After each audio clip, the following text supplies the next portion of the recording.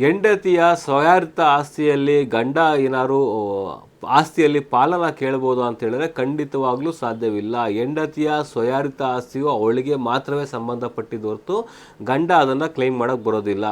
ಒಂದು ವೇಳೆ ಗಂಡ ಏನಾದ್ರು ಆ ಪ್ರಾಪರ್ಟಿನ ಕೊಂಡುಕೊಳ್ಳಬೇಕಾದ್ರೆ ಏನಾರು ಧನ ಸಹಾಯ ಮಾಡಿದರೆ, ಅಮೌಂಟ್ ಹಾಕಿದರೆ, ಅಥವಾ ಗಂಡ ಅವನ ಹೆಸರಲ್ಲಿ ಲೋನ್ ತೆಗೆದು ಹೆಂಡತಿಗೆ ಪ್ರಾಪರ್ಟಿ ರಿಜಿಸ್ಟರ್ ಮಾಡಿಕೊಟ್ಟಿದ್ರೆ, ಅಥವಾ ಮುಂದೆ ಏನಾದ್ರು ಫ್ಯೂಚರಲ್ಲಿ ಪ್ರಾಬ್ಲಮ್ ಆಗುತ್ತೆ, ನನ್ನ ಹೆಸರಲ್ಲಿ ಜಾಸ್ತಿ ಆಸ್ತಿ ಇದೆ, ನನ್ನ ಹೆಂಡತಿ ಹೆಸರಲ್ಲಿ ಆಸ್ತಿ ಇರಲಿ ಅಂತೇಳಿ ಅವನು ಹಣವನ್ನು ಕೊಟ್ಟು ಹೆಂಡತಿಯ ಹೆಸರಿಗೆ ರಿಜಿಸ್ಟ್ರೇಷನ್ ಮಾಡಿಸಿದ್ರೆ, ಅಂಥ ಸಂದರ್ಭದಲ್ಲಿ ಆ ಪ್ರಾಪರ್ಟಿ ನಂದು ಅಂತ ಕ್ಲೈಮ್ ಮಾಡ್ಬೋದು. ಆದರೆ ಪ್ರಾಪರ್ಟಿಗೆ ಹಣವನ್ನು ಕೊಟ್ಟಿರುವ ಪೂರ್ಣ ದಾಖಲಾತಿಗಳನ್ನು ನ್ಯಾಯಾಲಯ ಕೊಡಬೇಕಾಗತ್ತೆ. ಹೌದು, ಈ ಪ್ರಾಪರ್ಟಿಗೆ ನಾನೇ ಇನ್ವೆಸ್ಟ್ಮೆಂಟ್ ಮಾಡಿರೋದು, ನಾನೇ ದುಡ್ಡು ಹಾಕಿರೋದು ಅಂತ ಹೇಳಿ ಸಂಪೂರ್ಣವಾದ ಒಂದು ದಾಖಲಾತಿ ಎವಿಡೆನ್ಸನ್ನು ನ್ಯಾಯಾಲಯಕ್ಕೆ ಕೊಟ್ಟರೆ ನಿಮಗೂ ಸಹ ಆ ಆಸ್ತಿಯಲ್ಲಿ ಭಾಗ ಸಿಗ್ಬೋದು, ಅದು ಆ ಪೂರ್ತಿ ಆಸ್ತಿಯೇ ನಿಮಗೆ ಸಿಗ್ಬೋದು.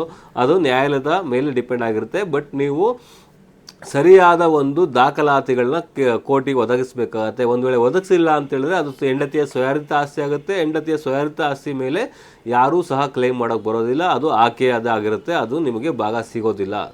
Thank you.